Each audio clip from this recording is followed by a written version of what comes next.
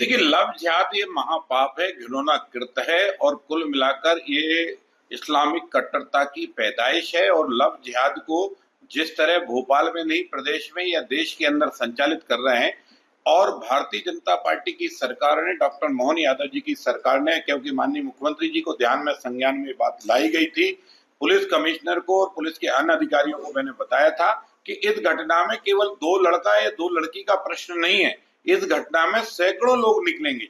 वो अभी मकान, मैंने पहले भी कहा था कि मकान देने वाला कौन है, लड़कियों को मकान तक पहुंचाने वाला कौन है, उनको वहां भोजन और खाना खिलाने वाला कौन है। और इसलिए इस पूरे लव जिहाद की जो घटना है, ये जिहादी मानसिकता का है।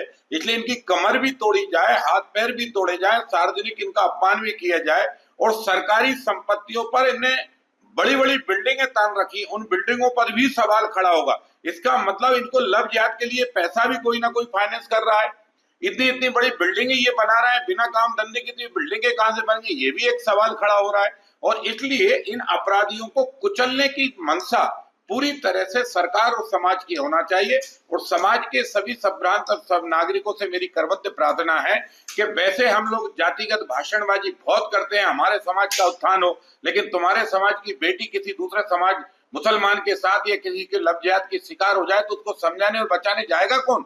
इसलिए हर समाज के, हर नेता का, हर जाति के, सबका ये धर्म है कि हम हिंदू सब इकट्ठे होकर, चाहे जैन की लड़की हो, चाहे बौद्ध की लड़की हो, चाहे सनातन की लड़की हो, चाहे सिख की लड़की हो, इन सारी बेटियों की सुरक्षा करने की जवाबदारी हम सब की है। सामूहिक रूप से जवाबदारी लेकर समाज को एक सुर में, एक साथ, एक मंच पर आकर सामूहिक रूप से सोचकर इस लव जिहाद के आंदोलन को कुचलना पड़ेगा। बेटियों की सुरक्षा करनी पड़ेगी, जिहादी मानसिकता के घुटने और कमर तोड़नी पड़ेगी, जेल के शिक्षकों के अंदर भेजना पड़ेगा। और इतना ही नहीं, फांसी तक पहुंचाने तक का भी काम हम समाज के लोगों को करना पड़ेगा। सामूहिक रूप से हिंदू समाज संगठित होकर इस अपराध के खिलाफ सड़कों पर आए, सजग हो, जागरूकता अभियान चलाए, कॉलेज और डोर टू डोर संपर्क करें, बेटियों के सम्मेलन करें, बेटियों को बताएं।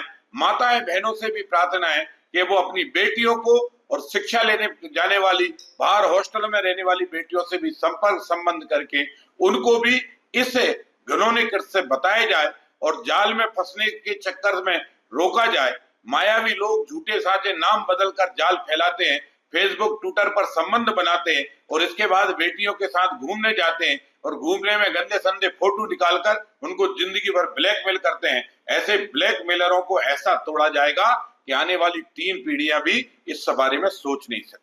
आने दीजिए, जो आए, राजनीतिक हो, नेता हो, मुल्ला हो, मौलवी हो, और कट्टरपंथी हो या गुंडा हो या बदमाश हो, सबको कुचला जाएगा। अपराध सबके लिए, और इस अपराधी को सजा सबको मिलेगी, जो भी होगा, जितना भी बड़ा वाला होगा। इसलिए ध्यान रखो, गुंडे पालना बंद करो, शरीफों को सम्मान करो और गुंडों को कुचलने में सरकार का साथ दो।